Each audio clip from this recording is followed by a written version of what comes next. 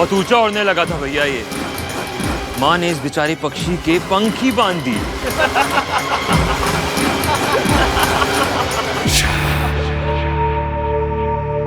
इसकी क्षमता को कम मत आंका लिया।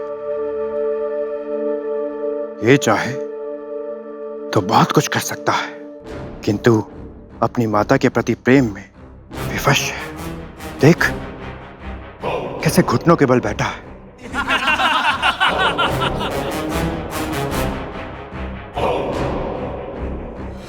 ना आंख दिखा सकता है और ना ही उड़कर हम पर आक्रमण कर सकता है।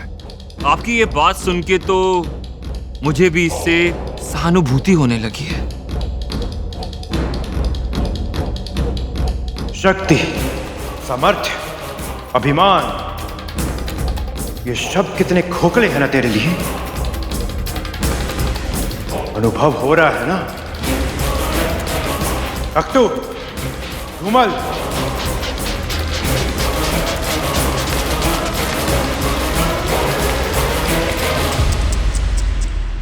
सूर्य देवता क्रोध में है। ऐसे तो तू बैठे बैठे सूख जाएगा गरुड़। हाँ, चला जा, जल पी ले। आजा ना। सोच क्या रहा है? भूखा प्यासा प्राण थोड़ी ना त्यागेगा। तक तू जल पिला इसे। अरे कहीं कुछ उल्टा सीधा हो गया तुझे तो हम छोटी माँ को क्या उत्तर देंगे गरुड़? सौतेला ही सही, लेकिन है तो तू हमारा भाई ना। चल, तू नहीं आ रहा है तो मैं ही आ जाता हूं तेरे पास। प्यारा भाई जो है तू हमारा। ले, चल पी ले गरुड़।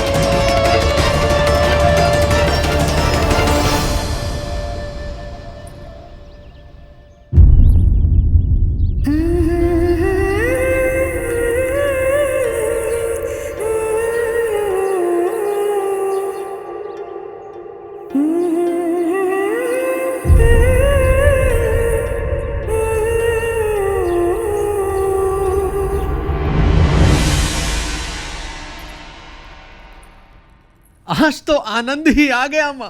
क्या पाठ पढ़ाया है आपने उस गरुड़ को। हाँ तक तू दिन रात माँ माँ करने वाला और बकरे की भांति मैं कर रहा होगा।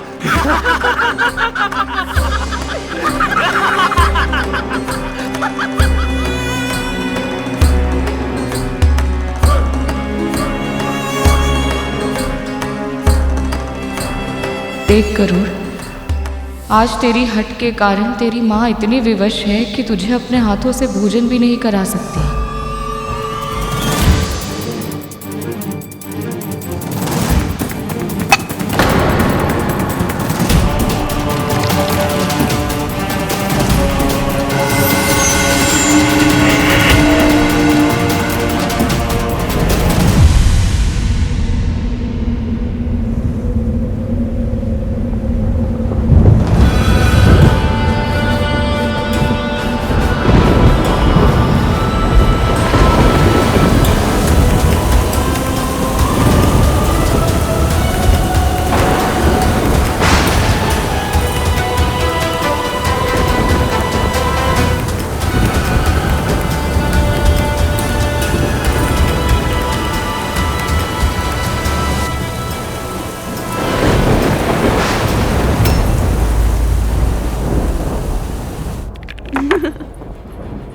महारानी, उसे क्षमा कर दीजिए। वो अपना भला बुरा नहीं समझता। मैं समझाऊंगी उसे। जा यहाँ से। कीड़ा में क्रंदन कर रही है, अब शगुनी कहीं की।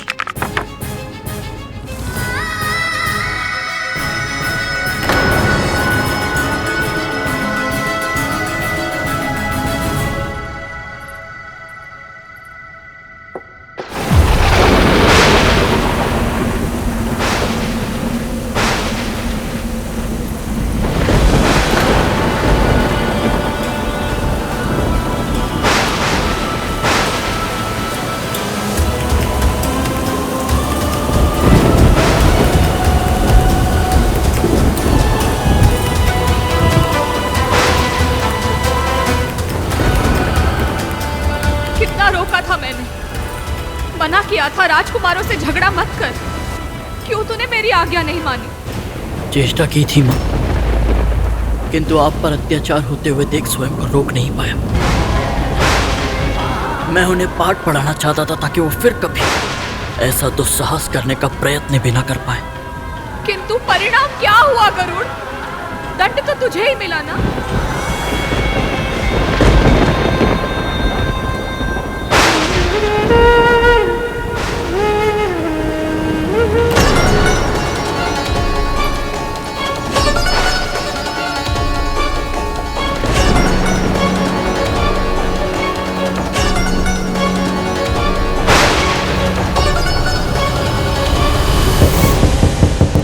द्वार खोलिए, द्वार खोलिए महारानी। मेरे पुत्र को क्षमा कर दीजिए महारानी। आप भले ही उसके भाग का दंड मुझे दे दीजिए, किंतु मेरे पुत्र को क्षमा कर दीजिए।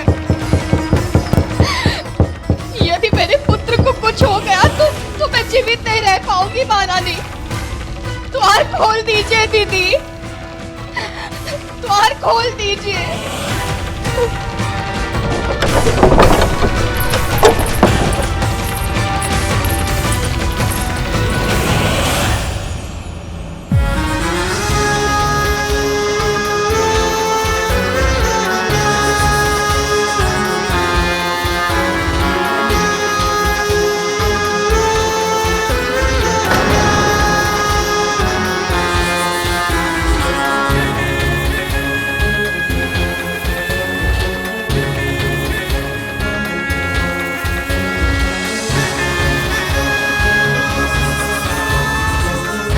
जब नेत्रों में ग्लानि का बोझ हो तो दृष्टि नीचे हो ही जाती है।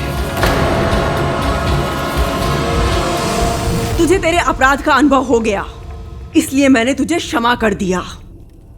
तेरी मां मेरी दासी है गरुड़, और तू एक दासी पुत्र। जितना शीघ्र तू इस सत्य को स्वीकार कर लेगा, जीवन तेरे लिए उतना ही आसान होगा।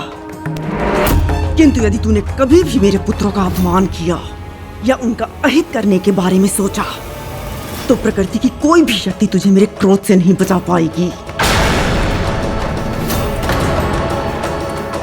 एक बात का और ध्यान रखना कि तेरे दासत्व की मर्यादा अगर तूने लांघी, तो तेरे और तेरी मां के लिए इस धरती को नर्क बना दूंगी मैं।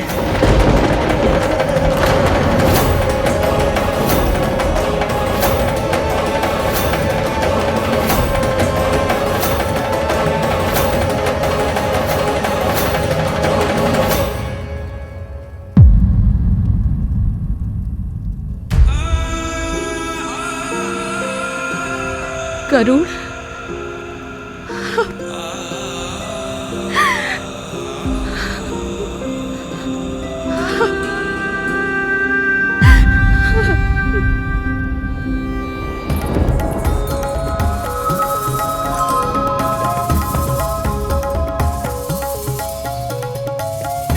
इस बार तो तूने अपने पुत्र को औषधियों के लेप से ठीक कर लिया विंता, क्योंकि मैंने उसे केवल शारीरिक चोट पहुंचाई थी, पर उसके नेत्रों में तेरे दासत्व के लिए क्रोध, अपने आदेश के लिए अवज्ञा और अपने पुत्रों के लिए चुनौती देखी है मैंने।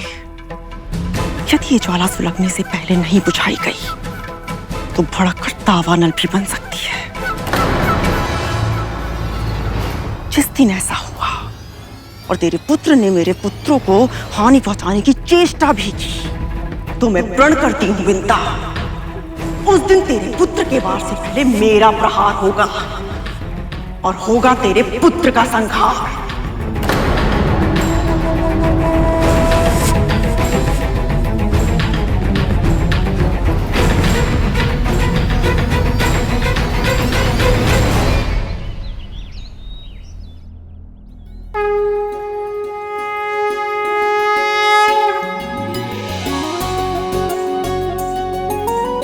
कराग्रे बस्ते लक्ष्मी कर्मथे सरस्वती कर्मूले तु गोविंद प्रभाते कर दर्शनम। कल रात भी नहीं सोया ना तू? जो पुत्र अपनी मां को प्रतिदिन पीड़ा सहते देखे, वो भला रात में सो कैसे सकता है माँ?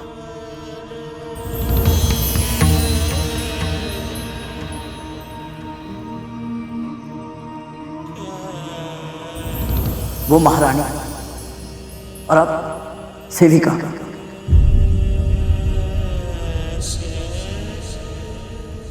ऐसा क्यों माँ? आप कैसे उनकी दासी बनी?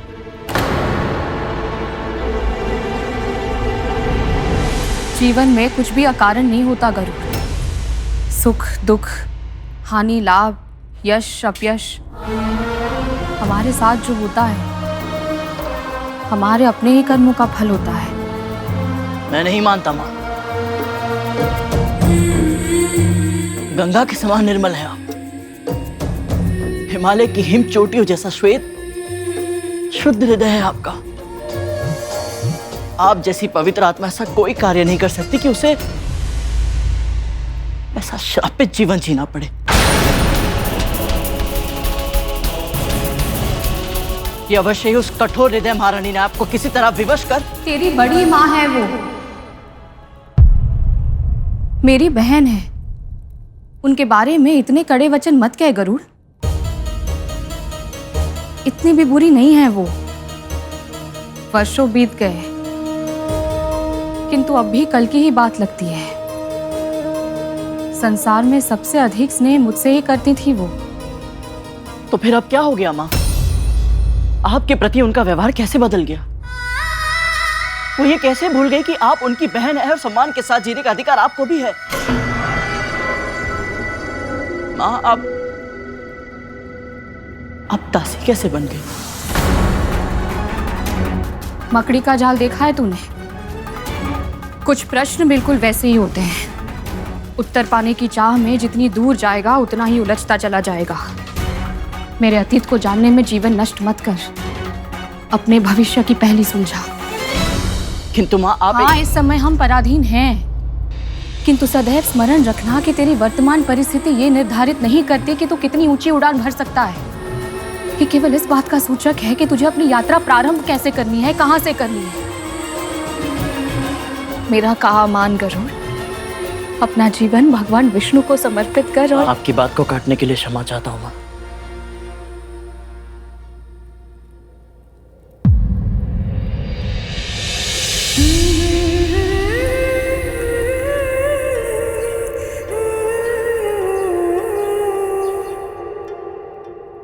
किंतु मैं अपना जीवन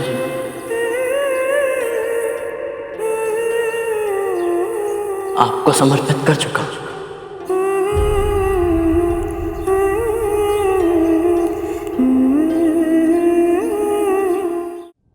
मां, जब तक मैं आपको ये दास्ता की बेड़ियों से मुक्त नहीं करा देता मुझे शांति नहीं मिलेगी।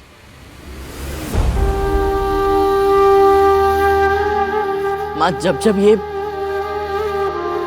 आपको दासी कहकर संबोधित किया जाता है ना, मेरे कानों में पिघला शीशा घुल जाता है मां।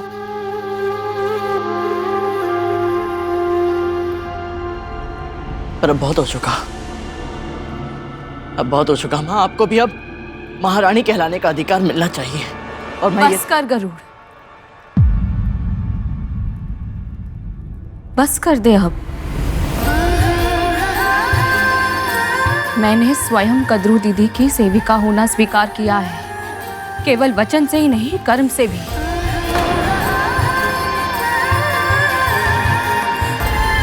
अब दासों का जीवन ही मेरी नियति है। दास्ता की बेड़ियों को तोड़ने के बारे में सोचना भी मेरे लिए संभव नहीं है गरुड़। इसलिए अब तुझे भी अपनी हट छोड़नी होगी।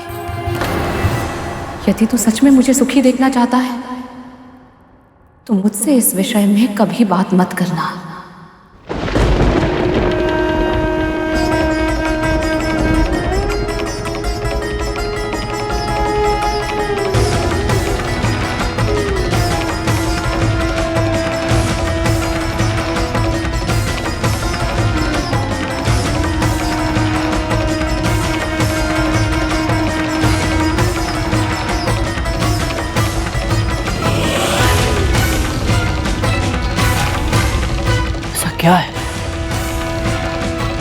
माँ अपने पुत्र से भी नहीं कह सकती।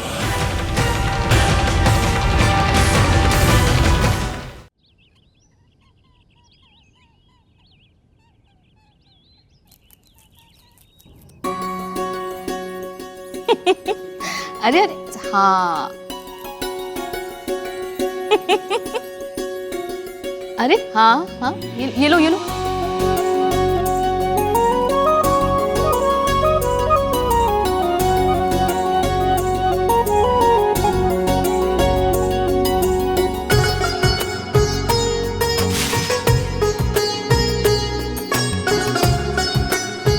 आश्चर्य है माँ, महारानी ने हमारे साथ जो कुछ भी किया उसके बाद भी आपका चित्त इतना प्रसन्न कैसे? चित्त चंचल होता है गरुड़, अपनी वर्तमान परिस्थिति से कभी संतुष्ट नहीं होता। सदैव इसी सोच में व्याकुल रहता है कि कब हमारे दिन बदलेंगे, कब हमारा भाग्य जागेगा। किंतु हमें बड़ी प्रसन्नताओं की प्रतीक्षा में ऐसी छोटी छोटी प्रसन्नताओं को अनदेखा नहीं करना चाहिए। अद्भुत, आप अद्भुत है माँ। तन को कितनी भी पीड़ा मिले ना आपका मन भटकता है ना मस्तिष्क विचलित होता है। माँ मुझे आप जैसा बनना है।